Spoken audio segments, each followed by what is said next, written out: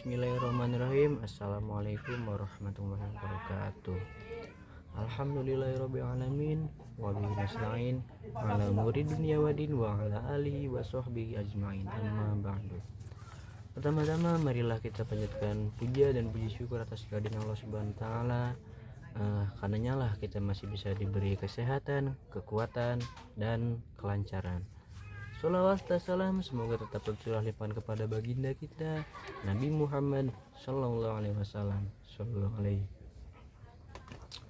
Baik, langsung saja perkenalkan, nama saya Muhammad Namil Al-Faid dengan NIM 2313338 dari kelas KPI 4A. Nah, ini adalah video LJ atau Learning Journal kedua saya dalam penulisan berita dan artikel. Nah, pada pertemuan minggu kemarin atau tepatnya pada pertemuan minggu kedua, Bapak Adi itu ketika masuk ke dalam kelas, yang pertama itu tentunya kepada kelas kita itu membagi kelompok ya. Membagi kelompok itu kurang lebih ada 5 kelompok. Dan kemudian dilanjutkan dengan pengisian materi oleh Bapak Adi, kurang lebih materi dari minggu kemarin itu materi tentang berita dan artikel. Nah, di sini saya akan menjelaskan sedikit dari pengertian berita dan artikel. Nah, langsung saja, apa sih berita itu? Nah, berita adalah suatu kejadian penting yang bisa menarik perhatian umum dan bisa dibuat sedemikian mungkin, kurang lebih seperti itu.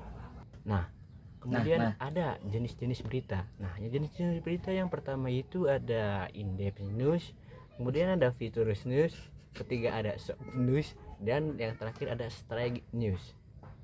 Nah, kemudian ada nilai-nilai berita. Nah, nilai-nilai berita itu bisa bersifat aktual, information, dan impact. Atau yang lainnya juga bisa lah, masih banyak lagi. Nah, kemudian ada syarat berita. Nah, syarat berita itu yang pertama harus bersifat aktual. Berita itu harus aktual mungkin dan sefaktual. Yang kedua itu faktual. Kemudian yang ketiga harus penting, yang paling penting. Kemudian itu harus menarik dan seimbang. Nah, kalau dari struktur berita itu mempunyai 4. Yang pertama itu pastinya harus ada judul, kemudian ada lead, kemudian ada tubuh berita, dan yang terakhir ada ekor. Nah, kemudian ada unsur berita. Nah, dalam penulisan berita itu kita harus menerapkan unsur 5W1H. Apa sih 5W1H itu? Yang pertama, maksud dari unsur 5W1H itu apa, mengapa, siapa, kapan, di mana dan bagaimana berita itu bisa terjadi. Nah, kemudian kita lanjut ke pembahasan artikel. Nah, apa sih artikel itu? Nah, artikel dalam Kamus Besar Bahasa Indonesia atau biasa disingkat dengan KBBI adalah karya tulis atau esai di majalah, surat kabar, dan sebagainya, kurang lebih. Nah, jenis-jenis artikel itu bisa dibagi menjadi berdasarkan 3 jenis ya. Yang pertama bisa berdasarkan fungsinya, berdasarkan isinya, dan berdasarkan penulisannya. Nah, kalau artikel dari berdasarkan penulisannya itu yang pertama ada artikel redaksi. Nah, ini kan ditulis secara redaksi. Kemudian ada artikel umum. Nah, artikel ini ditulis secara umum. Nah, kemudian dari berdasarkan fungsinya, yang pertama ada artikel khusus dan yang kedua ada artikel sponsor. Kemudian yang terakhir itu artikel berdasarkan isinya. Nah, kalau berdasarkan isinya itu ada artikel berdasarkan deskriptif, kemudian ada artikel eksplanatif, artikel eksploratif, dan artikel prediktif. Nah, kemudian kita masuk kepada ciri-ciri artikel.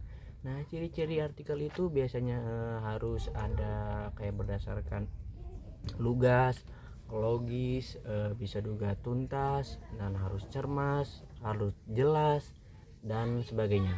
Nah, bagaimana sih cara penulisan artikel itu? Nah, dalam penulisan artikel kita harus yang pertama itu harus menguasai topik yang akan ditulis atau yang dibahas. Ini yang paling penting.